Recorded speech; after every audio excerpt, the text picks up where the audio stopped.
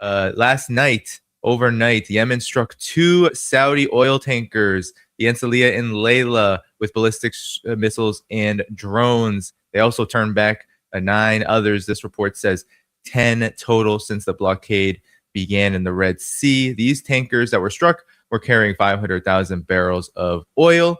And to make, I guess, matters worse for Saudi Arabia and the U.S.-led petrodollar system, 2 Chinese-owned tankers were carrying around 4 million barrels of crude, Saudi crude, from Yanbu were allowed to pass through the Red Sea. So we have some interesting selected developments there. $100 per barrel oil is back on as Yemen's blockade, as well as Iran's successful retaliation to U.S. strikes, continues the war unabated. Now, Pepe, I know that you're writing about this. Iran's retaliation to U.S. strikes. The United States struck Iran for the 12th straight night. Iran retaliated, saying that it struck another U.S. base in Jordan, the King Faisal Air Base, hitting a THAAD defense radar system, missile defense radar system, a Patriot system, and other radars and heavy military equipment like helicopter hangars.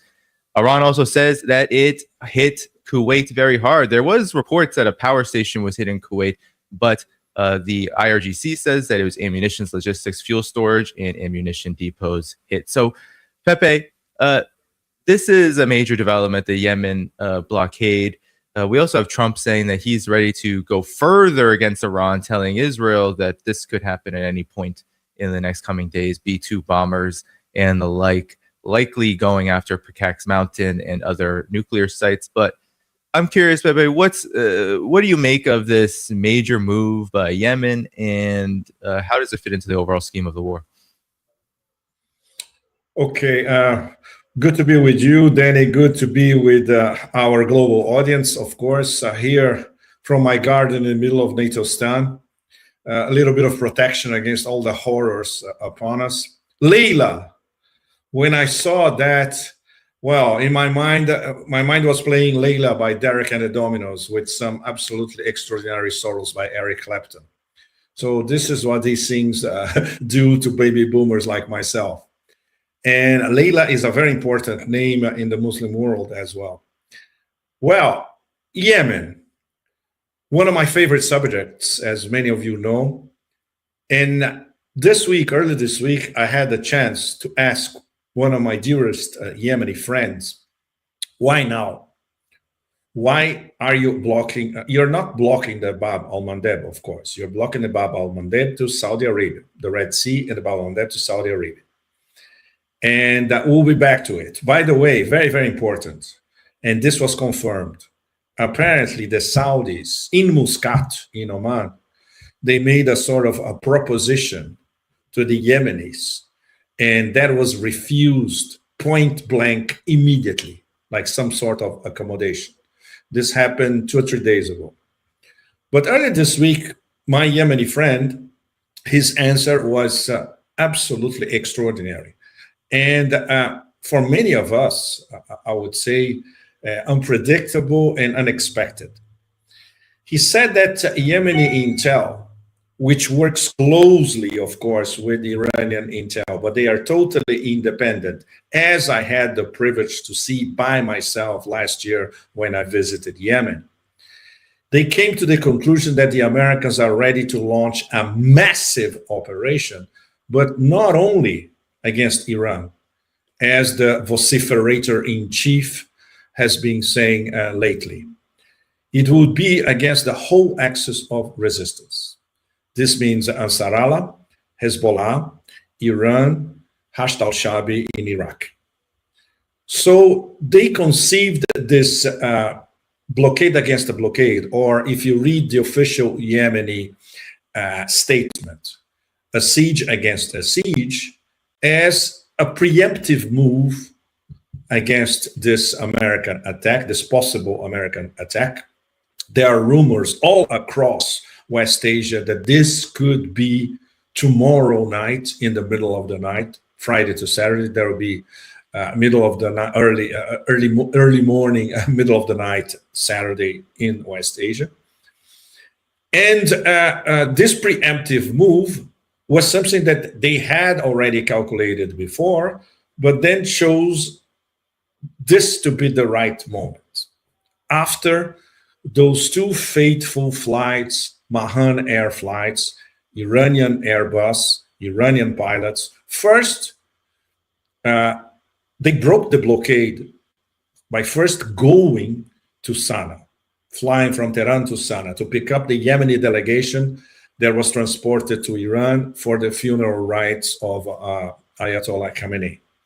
And then again, they broke the blockade back all over again, flying from Tehran to Sana'a to return a great deal of the Yemeni delegations, plus other Yemenis who were in Tehran or other parts of Iran for several reasons. The plane was absolutely packed.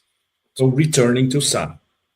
As the plane was approaching Sana'a International Airport, the runway was bombed by the Saudis. And the pilot, a real hero, had to do a Hail Mary, 90 degrees, turn west, and he landed in the Hodeidah port by the Red Sea. And once again, I never cease to repeat this. It was really a miracle from God because the runway of Hodeidah had been repaired only a few days before. If there was no runway, he would crash in the Red Sea, literally, with all his passengers. So after that, the Yemenis went 2-1 immediately. So they attacked us. Okay, 2-1. So they attacked Saudi military base and a Saudi civilian base. And they said there will be more.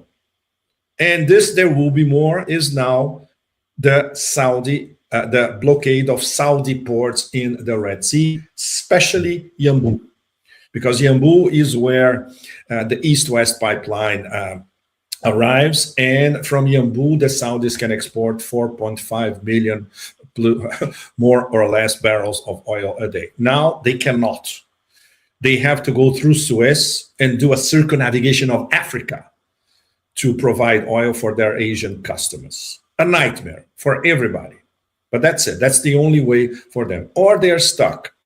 And there are dozens of Saudi tankers stuck around Yanbu, all oiled up with nowhere to go. But it gets better. If you are a Saudi tanker, but if you are exporting oil to China, you can leave Yanbu, you can cross the Bab el-Mandeb, and you can keep going. If you are a Western tanker transporting Saudi oil to anywhere, forget it. That's it. The gate of lamentation, Bab al-Mandeb, is close to you, and there's no plan B. So, once again, why now? Well, first of all, they can finally impress to the Saudis that the illegal blockade of Yemen, which has been going on for 11 and a half years, has to go. Totally illegal. And by the way, there is an MOU between Riyadh and Sana'a. And bombing the Sana'a International airports, the Saudis broke the MOU. So now the Yemenis are saying, okay, you break it, we break it as well. So now this MOU has gone up in flames as well. So this is point number one. Their reply to Saudi Arabia, direct reply to Saudi Arabia. And they are imposing the conditions for Saudi Arabia for any sort of agreement. This has to be solved diplomatically.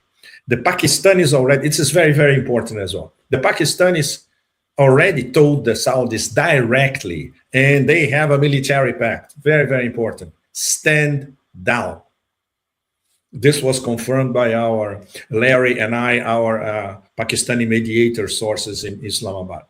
Because Pakistan, the last thing they need at the moment is to be dragged into the war alongside Saudi Arabia against the axis of resistance. It's not only against Yemen, it will be against Iran as well.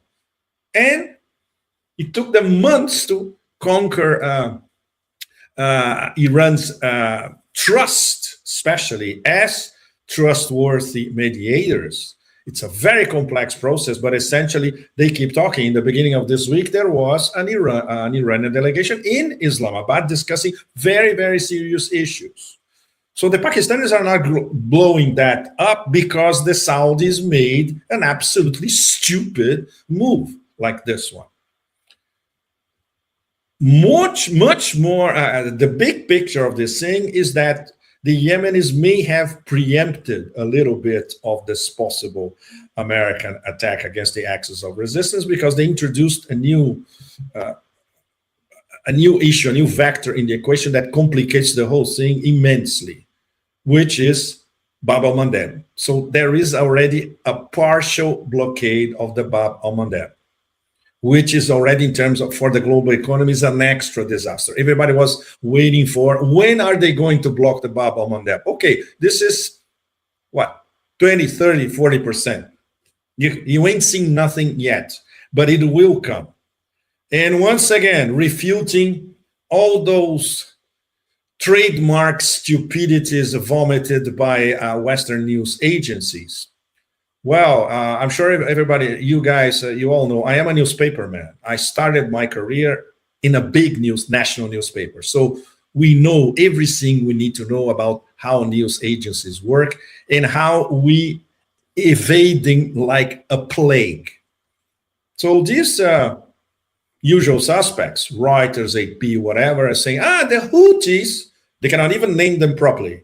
It's Ansar Allah or Yemeni armed forces. Houthi is a family. Anyway, they are waiting for an order from Tehran to cross the Bab al-Mandeb. This is not how it works. This is their decision. Abdul Malik al-Houthi on top as the leader, the political council, 11 members. I had the privilege to meet at least 5 of them in Sana'a and Sada last year. And then there's the parliament, their majlis. Everything is debated between the leader, the political council, and the majlis. And when it's approved, then it's a final decision, which was exactly the procedure before they arrived at this decision to block the Red Sea and the Bab al-Mandeb to Saudi Arabia. Exclusively, not everybody. Well, Israel for obvious reasons, but in this case, Saudi Arabia. So this is the Yemeni dossier as we speak. It can get much worse depending on the Saudi response. For the moment, the Saudis are standing down.